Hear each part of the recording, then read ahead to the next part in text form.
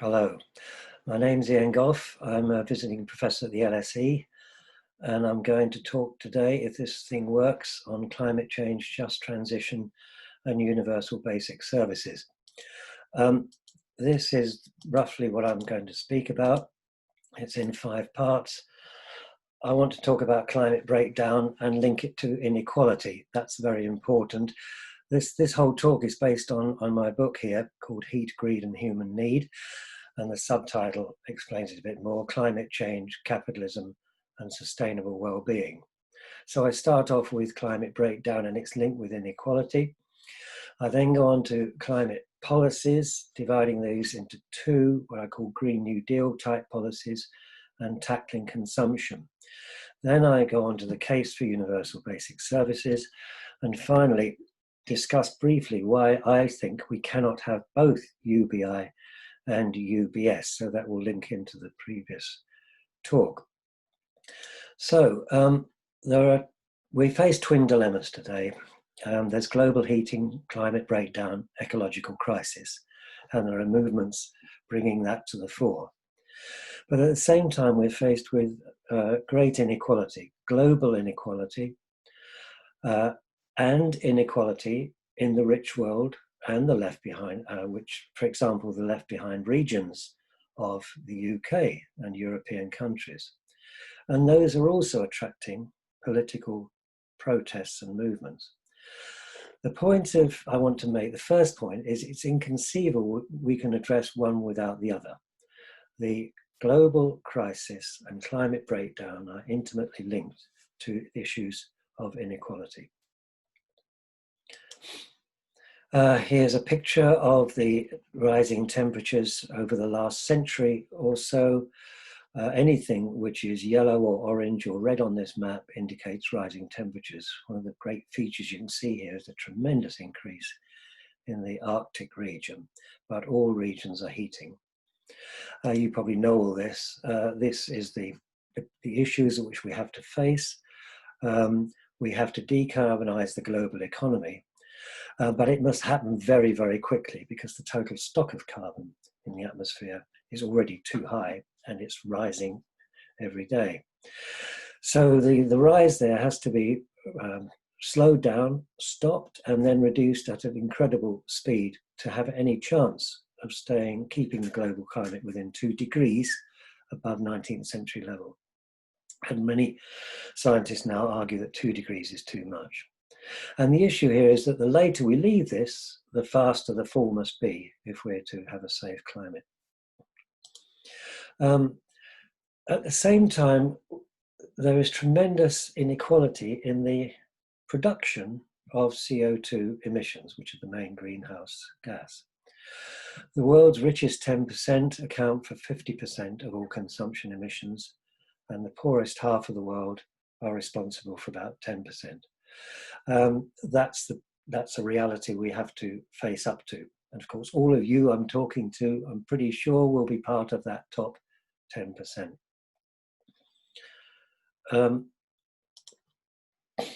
So we can talk about a double injustice. On the whole, those nations, classes and groups least responsible for past emissions are most likely to be adversely affected. That's a double injustice. But I also speak in the book about a triple injustice. Some carbon mitigation policies, some climate policies, can actually exacerbate inequalities and harm the most vulnerable. So we must make sure that climate policies don't make matters worse. In a way, we have to integrate environmental policy with social policy. This is Kate Raworth's donut diagram. I don't know if you've come across this. It points out, first of all, an ecological ceiling, boundaries which mustn't be crossed. And there are 9 of these you can see here: biodiversity, loss of fresh water, and so forth. Climate change at the top, there's only 1 of these, and that's the only one I'll be talking about. But we must bear the others in mind. But we also need to bring people up who are very destitute and deprived at the moment across the world to a social foundation which provides basic needs to a sufficient level for all. So it's between this foundation and the ceiling, this floor and the ceiling, if you like, there's a just and safe space for humanity. The fundamental argument of my book is that there are three strategies to achieve this. First of all, to decouple emissions from output. You ramp up the eco-efficiency of production. You keep on producing more, but the emissions are reduced through technological and other means. This is the sort of green growth approach. The second, I argue that that's A, insufficient, and B, unjust, because it doesn't question the inequality.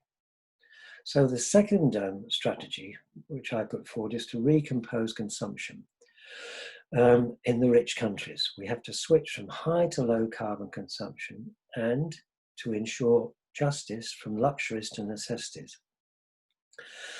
The third stage beyond that is degrowth, post-growth, to reduce absolute levels of consumer demand, to move to a steady state economy. I'm not saying any more about that in this talk. I'm sure others are, but I'm going to talk about the first two. So, I mean, one of my arguments here is that universal basic income assists us to do none of these things. Compensation doesn't work if we're going to achieve decoupling. We need eco-social investment and a Green New Deal. Universal basic income doesn't challenge consumer preferences. We have to find alternative ways of doing that. And it cannot achieve degrowth. We need other policies for that. And it interferes with these needed transitions. And so I develop an alternative called universal basic services to deal with that. I'm watching the timer. So turning to these carbon policies, the first strategy is to decouple emissions from output, green growth. And it is essential, carbon pricing is essential. But one of the problems about raising taxes or raising carbon prices is that the necessities are more carbon intensive on the whole than luxuries. A surprising finding when you think of air travel and so forth, luxury yachts, but heating, food and basic transport are very carbon intensive things. And Hanson's proposal several years back for a carbon tax and dividend, you use the proceeds of the carbon tax to give a dividend to everyone in the country, is very inefficient and is not environmentally friendly. We can talk about some of these things in the live sessions. So we need what I call integrated eco-social policy, programs which pursue both welfare and sustainability. Because there are potential synergies here. If you can reduce air pollution, which benefits both welfare and future climate. You can reduce energy policy. Employment policies have pluses and minuses. Of course, areas of countries which are dependent on fossil fuels will lose out. But there's plenty of evidence that green jobs are plentiful and can be increased. So I talk about eco-social investment. Retrofitting housing stock is a very important case, especially in a country like Britain where the housing's so inefficient. To do that, just to give you an idea of the scale, we need to retrofit 20,000 dwellings every week for 30 years. That's a colossal program of eco-social investment. Investment in public transport is another example. Decarbonising the food system is another. These are the sort of eco-social policies I argue for. And this is now accepted in the notion of a Green New Deal. In the UK, the US, and with the EU's very detailed Green Deal policy, which I was talking about in Brussels recently. The EU talks about needing a sort of 1% plus of investment in green jobs over the next 10 years, £260 billion a year. And a lot of this has got to be in public goods and public investment. So it's a well worked out system, but it does imply some radical reforms of fiscal policy in the EU.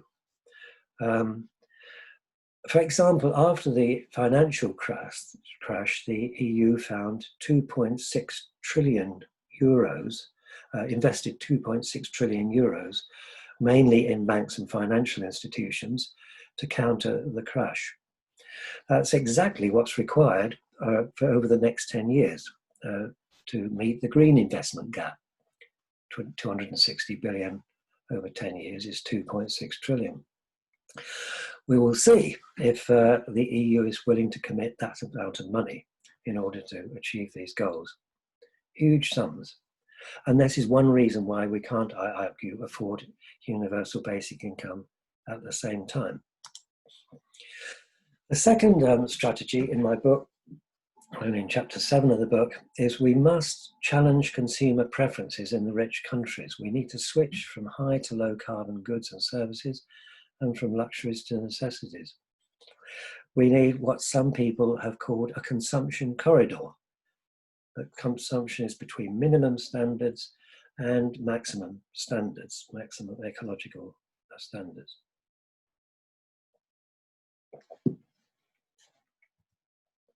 But this means we have to focus on consumption. And one of the features of the world today is that the rich countries, the territorial emissions in the rich world are far lower than their consumption-based emissions, than the emissions in the consumption, the goods we consume, because we've outsourced a lot of production to China and the developing world. So, and this is the data which is available, showing that in basically the OECD countries, emissions, consumption-based emissions are much higher than the territorial emissions of those countries. And in the rest of the world, their territorial emissions are higher than the consumption-based emissions. That's a very important table. So we need to focus on demand-side policies. We have to find some ways of shifting demand in the rich world. And there is this improve, shift, avoid policy. I don't know if you've come across this model, which, for example, in transport, improving would mean moving towards electric vehicles, running down fossil fuel vehicles and bringing in electrical vehicles. But that's not enough. Shifting then is talking about alternative low carbon forms of transport, walking, cycling and public transit. And then avoidance is going even further than that to avoid a lot of travel and transport through integrated transport, teleworking and so forth. So you can apply these, and they are being applied in the upcoming IPCC report, to other areas such as housing and food production. This is an emphasis on demand side policies rather than technological shifts. We need all the technological shifts we can get, but we need this as well. But this must also be just, and this is the argument about needs and greed. Professor Xu says it's not equitable to ask some people to surrender necessities so that other people can retain luxuries. The costs ought to be partitioned into costs that impinge on necessities and costs that only impinge upon luxuries for the wealthy. Now, I'm not unaware that to do this is to challenge very big issues, is to raise big issues, is to challenge neoclassical preference theory, which you all study in elementary economics. And to do this, I've developed an alternative theory of human need. Well, not just me, but other people have. And that's developed in my book, but I can't go into that now. But this is the issue of needs versus wants. This is Gandhi. The world has enough for everyone's need, but not enough for everyone's greed. And here's an amazing finding from the World Bank of all places. They've calculated that if the 40 million drivers of SUVs in the USA alone switched to ordinary cars, the savings of emissions would enable everyone in the world to have electricity, a modest amount of electricity. It's about 1.6 billion people who lack electricity at the moment. And so the argument here is that we have to think about what determines consumer demand. Very, very basically, it's comprised of the wants, preferences people have, and the incomes they have to back those. Well, we have policies to deal with incomes, sort of social security and so forth, but this argument we have to start tackling wants. How on earth can we do this in a democracy, in a democratic society? Well, I argue the solution must be dialogic forms of dialogue which bring together citizens and experts. I call this the dual strategy. Citizens forums that can discuss these issues. Unfortunately, we have a very good example of this now in the French Citizens Convention on Climate. I don't know how much you know about this, but it's just reported. It took place over 9 months, 150 randomly selected French people, but they were representative of groups and ages and all the rest of it in France. They were tasked to decide policies to achieve a 40% cut in France's greenhouse gas emissions by 2030. That's rapid. And the government, the Macron government, committed to propose the convention's proposals for legal adoption without changes, which is an unprecedented commitment. We'll see if they deliver on it.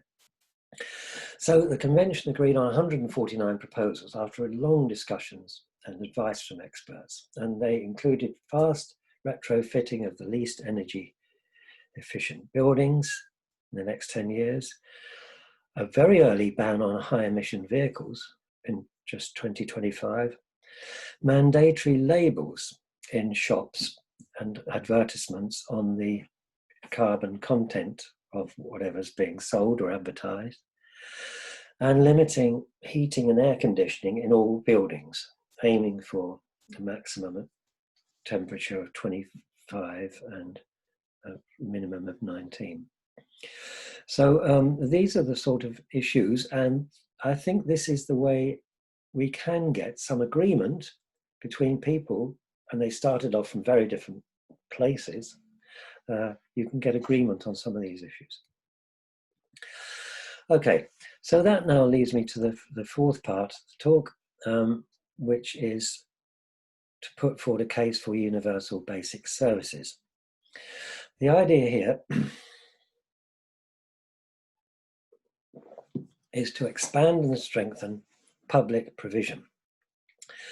We have that, of course, in all countries in health and education. We have public provision of health and education.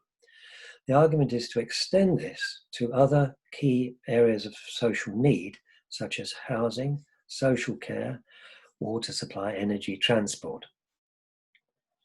And the idea is that entitlements are provided to citizens for basic need satisfiers. And at the same time, we invest in provisioning systems, pipe and cable utilities, housing, transport infrastructure, food production and distribution, emergency services, and so on. Some writers call these mundane systems. They're not sort of high-tech, whiz-bang exciting. They're the basic things which we assume every morning when we get up, work. We only notice if they don't work. This is the way in which I link my basic categories of needs to basic categories of provisioning systems. And in the middle, this gives us contemporary need satisfiers, things which must be provided in our societies. Food, housing with energy and water and sanitation, schooling, internet connections, access to healthy and effective means of transport. In health, public health, medical services, social care. In physical security, emergency services. And in income security, employment, income maintenance, and money and payment systems. This is a list of the obvious in a sense, but when we're coming back to thinking about needs, you start from this list. And so these it's clear these basic provisioning systems are presently distributed across both private and public sectors. Some are private. We buy most of our food and clothing, for example, with money in the private sector. Others are clearly public. I've already mentioned health and education, some parts of transport, others are in between.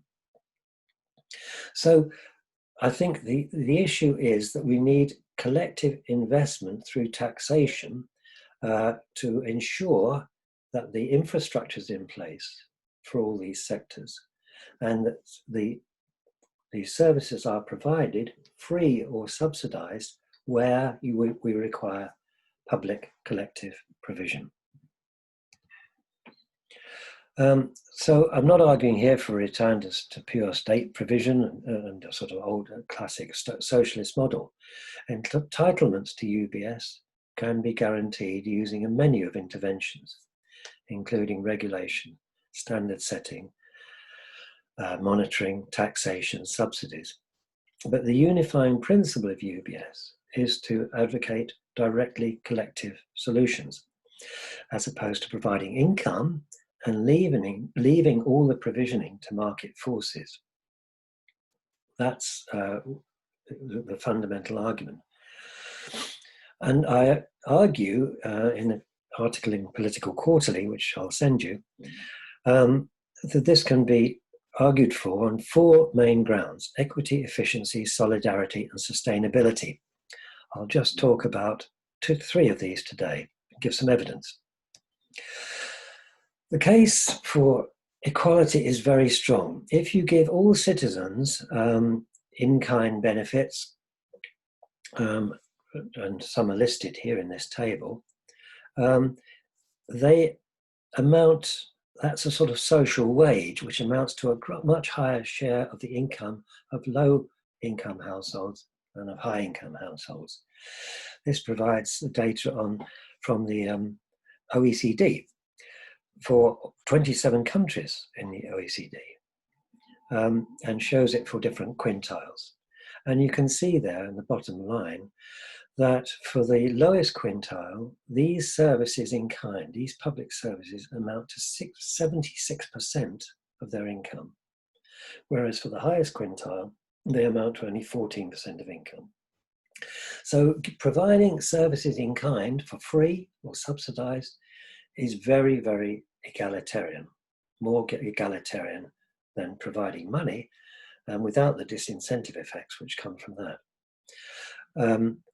So that's the first argument which can be made here. And this is the case even if the taxation system which funds the costs is sort of proportional, doesn't make any difference. These are very redistributive. The second argument for a universal basic service is sustainability. It tends to be the case that public provision is more efficient and sustainable in one sense than private provision. And this is some data I've seen recently for health carbon footprints per capita in different countries. So all the carbon emitted by health services divide by the number of people, and that gives you the health carbon footprint.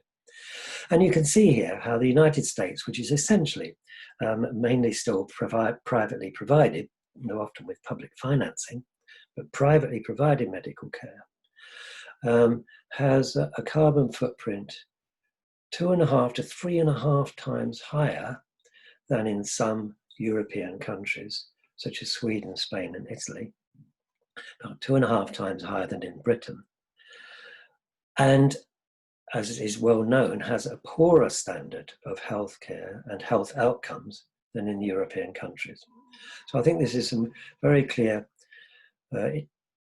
support for the view that shifting to public provision in some areas can reduce the carbon footprint and thus aid the climate.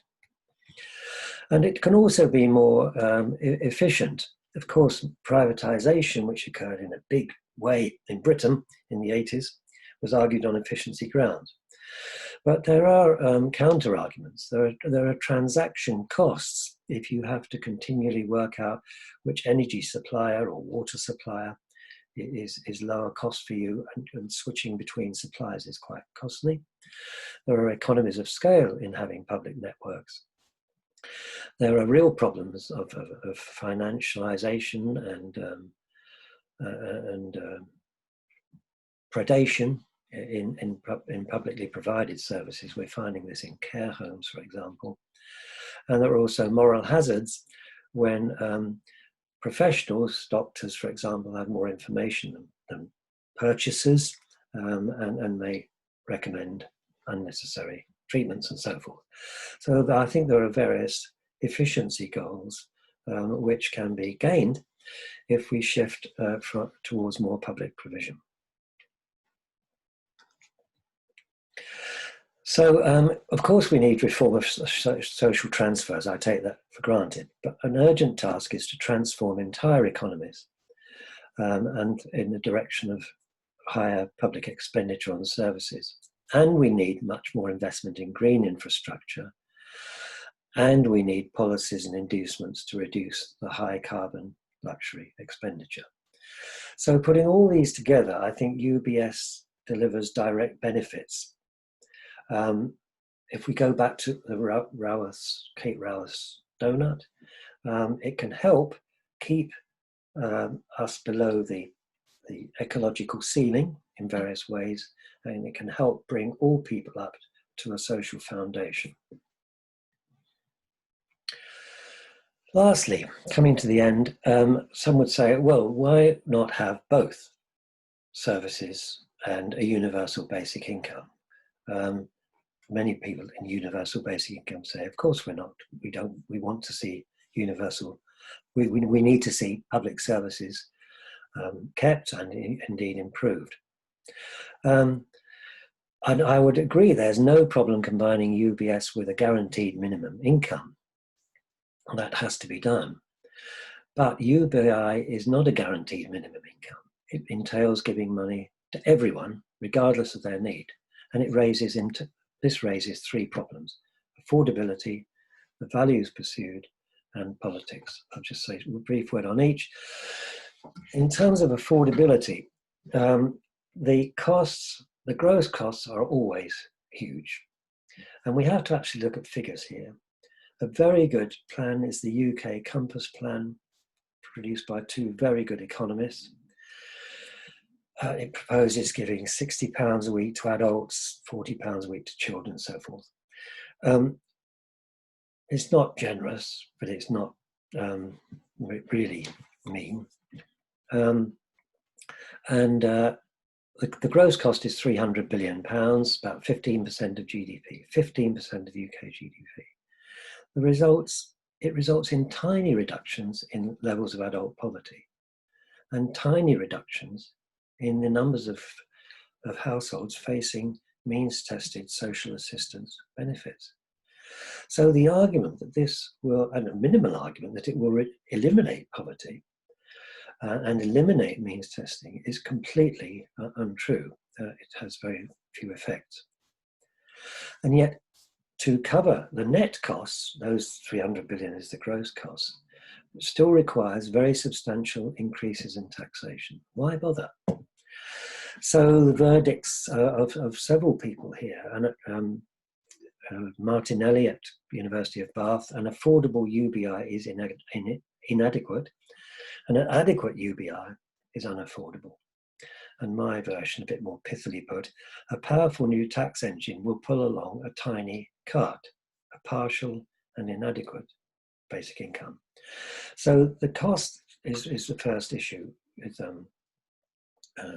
UBI. The second is the values. It's essentially giving people money to spend on goods and services, and in a sense relying on them then to purchase these goods and services.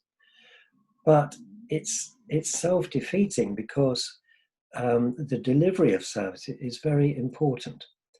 I mean, there are so many examples of this. In the US spends about more than double the share of GDP on health, but it's giving part of it's giving people money to purchase health in the private market, and consequently costs arise and people are spending more and more money each year to provide basic health insurance.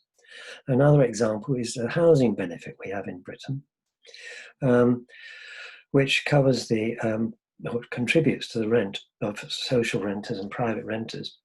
The costs are ballooning year by year because landlords are raising the rents year by year, which of course entails spending more on the housing benefit. And for the green argument, really UBI does nothing directly to decarbonise the economy, or recompose consumption, or achieve a degrowth economy. There's no direct benefits that I can see in these areas. And remember, all this has to be done very, very fast in the next decade. Finally, the politics. It's not surprising there's a wide variety of supporters for UBI, including neoliberals and Silicon Valley libertarians. That's not surprising. They want to see a basic income, a minimal basic income for all, and then privatizing all services, ensuring that people have enough for a very minimal standard of living. It also involves extending state power. The governments are going to have a single lever, the level of basic income, which can be reduced and taken away as well as they can be increased. It's a silver bullet proposal, if you like. It has a specific program giving everyone the basic income. And it conflates this with a societal transformation, which will require a huge range of interventions of various kinds. So the overriding tasks, they are keeping within planetary limits, addressing climate breakdown and other existential challenges, while at the same time shifting from a greed-driven to a need-driven economic system, a fairer economic system. The UBI doesn't help with that. Finally, let me just say I've got one slide on COVID and UBS, because it seems to me that the present pandemic and lockdown is assisting a shift towards UBS in two respects. First of all, many governments have produced lists of essential workers whose children, for example, are entitled to continuing education so that they can continue to work. The UK government's produced one.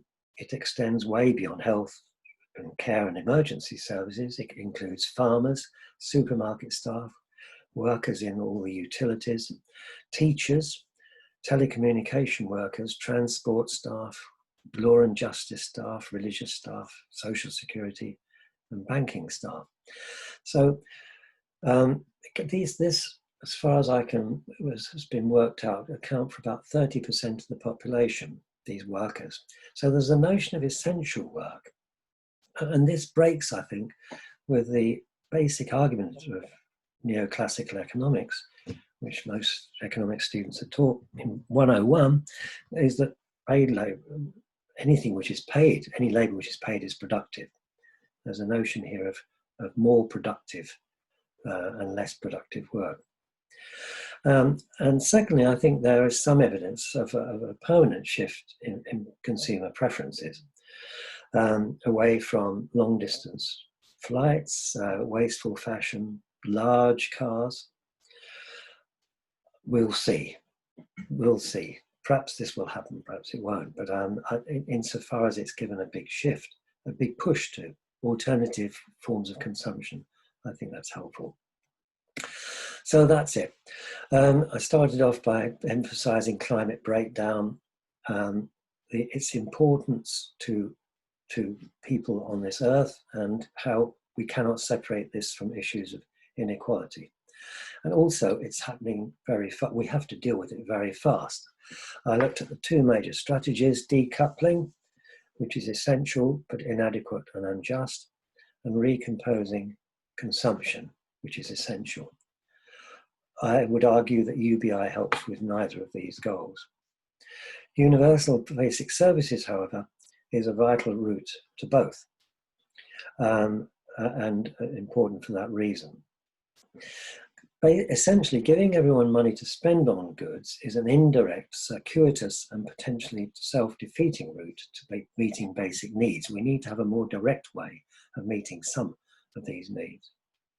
And finally, UBS is compatible with most transfer reform proposals, such as a guaranteed minimum income, but not with handing out money to everyone, as the universal basic income proposes. And with that, I'll conclude. Here are some references. I will send these out. And thank you for your attention.